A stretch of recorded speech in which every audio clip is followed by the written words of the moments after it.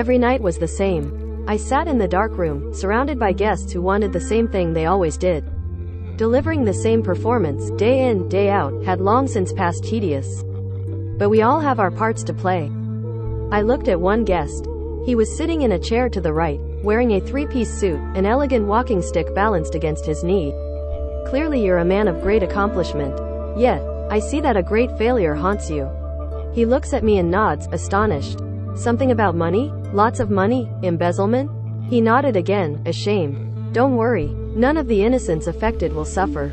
There's no more need for regret. He looked at me with relief.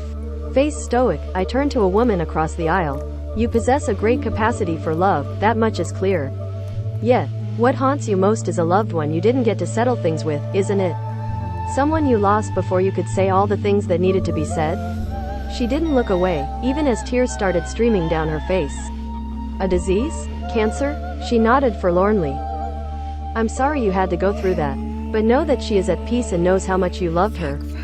You didn't need to say it, you've been showing it her entire life. A look of consolation came over her, as if an enormous weight had been lifted. I turned to a third visitor, a child. These were always the worst. Did you lose your parents? He nodded. Of course. That was the only reason children were ever here alone. I can only imagine how difficult this must be for you.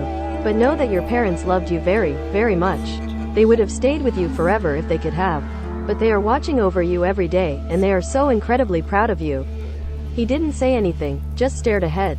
I got the feeling it was all too much for him to process. Hopefully, in time, my words would be remembered and provide some solace. As I finished, I looked up to a man staring at me. He was dressed in black, but what stood out were his eyes. They were completely empty, as if there were no soul behind them. Then I felt him, and, as if commanded, I spoke. You have done unspeakable things, caused unimaginable suffering, and there will be no forgiveness. But the ones below have taken notice and saved a special place for you. Your time has come. At that, dark shadows rose from the floor and surrounded him like a shroud. Then a scream pierced the air, sharp and terrifying, and he was gone. I turned and walked from the room, the remaining crowd staring at me in amazement. But I'm not sure why. It wasn't that hard, really. It was all in their obituaries.